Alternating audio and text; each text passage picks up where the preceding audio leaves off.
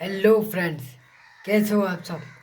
आज की इस वीडियो के अंदर हम बात करेंगे मैथमेटिक्स का चैप्टर गुणनखंड, गुणज एवं उनके गुण, इस चैप्टर के बारे में। चलिए तो अब शुरू करते हैं। देखिए अब ये चैप्टर में, अब देखिए पहला वाला है। इसके अंदर क्या है? गुणनखंड। अब गुणनखंड किसे कहते हैं? वह संख्या जो दी गई संख्या को पूर्णतः विभाजित कर दे, यानी कि जो संख्या को पूर्णतः विभाजित कर दे गई दी गई संख्या, उसे गुणनखंड कहा जाता है। जैसे कि 24 24 के गुणनखंड अब क्या होंगे? अब 24 के गुणनखंड देखिए, अब हम ऐसे करते हैं। अब यहाँ पर ऐसे हम 24 लिखेंगे। अब देखिए इसके गुणनखंड करेंगे 2 2 6। अब देखिए इसके गुणनखंड अब क्या क्या होंगे? 2 है, एक दूसरा 2, देखिए 2 और 3। देखिए ये हम इस प्रकार जो फैक्टर जो करते हैं, यानी गुणनखंड, ऐसे गुणनखंड करते हैं। और ये इसके गुणनखंड है, देखिए 2 गुणा 2 गुणा 2 3। तो ऐसे इन्हें गुणनखंड कहा जाता है। अब आते हैं अगले पर। अब गुणज किन्हें कहते हैं? यानी कि मल्टीपल, वह संख्या जो किसी संख्या से गुणा करने पर प्राप्त होती है, वह क्या कहलाती है? वो गुणज कहलाती है। अब इसमें गुणज में सिर्फ एक सिंपल फंडा है कि जो भी संख्या दी गई है बस उसका टेबल पढ़ लीजिए आप। मतलब कि जैसे आप 15 है, 15 गुणज निकालने हैं तो हमें 15, 15 बन जा 15, 15 टू जा 30, 15 थ्री जा 45, 15 फोर जा 60। इसी प्रकार ऐसे जितने पूछेगा आपसे, 2 पूछ ले, 4 पूछ ले, गुणज किसी भी संख्या के, तो आप इस प्रकार निकाल सकते हैं, आराम से निकाल सकते हैं। 15, 15 वन, देखिए 30, 45, ये इसके क्या होंगे? ये इसके गुणज होंगे। अब देखिए चलते हैं अगले उस पर। अब देखिए महत्वपूर्ण इसके परिमाण क्या हैं? तो इसके महत्वपूर्ण परिमाण हैं एक, जो एक प्रत्येक संख्या का गुणनखंड है। मतलब जो एक जो है वो प्रत्येक संख्या का गुणनखंड है। और प्रत्येक संख्या खुद की गुणनखंड होती है, यानी कि एक सबका गुणनखंड होता है। और प्रत्येक संख्या, जो संख्या बता दी, जैसे दो, दो खुद की भी गुणनखंड होगी, यानी कि इसमें अब देखिए प्रत्येक संख्या के गुणनखंड निश्चित होते हैं। और प्रत्येक संख्या के जो गुणनखंड होते हैं निश्चित होते हैं। जैसे 2 के 4 6 यही होंगे ना, इसके अलावा और नहीं होंगे, निश्चित होंगे कि इतने हैं तो इतने ही यही होंगे। प्रत्येक संख्या स्वयं की गुणज होती है। जो प्रत्येक संख्या होती है वो स्वयं यानी खुद की गुणज होती है।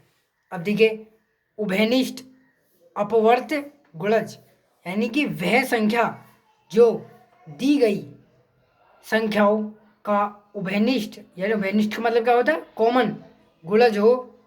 जैसे 8 और 24, इन दोनों का कॉमन क्या है? अब देखिए, अब हम 8 है यहाँ पर, और देखिए यहाँ 24 है। हम 8 का टेबल देखेंगे। अब देखेंगे अब इसके अंदर क्या है कि 8, 8 के हम गुणन निकालेंगे। अब 8 का टेबल पढ़िए।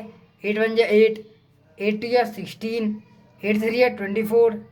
देखिए अब आगे भी देखिए 40, 48, 56, 64 और 72। और देखिए आगे वैसी है। अब देखिए 24, 24 क्या क्या होंगे? देखिए 24 टू जा 48, 24 थ्री जा 72। अब देखिए अब यहीं पर ख़त्म हो गई। जैसे 72 से आगे हमारी संख्या थी, तो इसमें अब कॉमन कौन कौन चीज़ है? एक तो 48 है, देखिए 48 इसमें भी आ रहा है, देखिए 48, 72 इसमें भी आ रहा है, देखिए, और इसमें भी आएगा, देखिए। यानी कि जो इसके कॉमन उभयनिष्ठ जो कॉमन है वो कौन कौन से हैं? इसके एक तो इसमें 48 कॉमन है, और एक 72 जो 8 का भी गुणज है, और 24 का भी गुणज है, राइट। अब चलते हैं अगले उस पर। अब देखिए इसमें क्या है? अब इसमें है उभयनिष्ठ गुणनखंड। अब देखिए उभयनिष्ठ गुणनखंड क्या होते हैं? अब उभयनिष्ठ गुणनखंड वह संख्या जो दी गई संख्या को पूर्णतः विभाजित यानी डिवाइड कर दे, वही उसका उभयनिष्ठ गुणनखंड कहलाते हैं। देखिए अब 48 और 36, इन दोनों के उभयनिष्ठ गुणनखंड क्या होंगे? अब देखिए देखिए 48 के और 36 के उभयनिष्ठ गुणनखंड, देखिए अब पता लगाते हैं। अब देखिए इनके 48 के और 36 के। अब देखिए अब हम इनके गुणनखंड यानी कि फैक्टर मेथड से वो करेंगे, अब इन्हें फाइंड करेंगे। अब देखिए फैक्टर मेथड से कैसे करेंगे अब इन्हें। अब देखिए पहले तो 48 लिखेंगे, अब इसके फैक्टर करेंगे अब हम। देखिए 2 से जाएगा,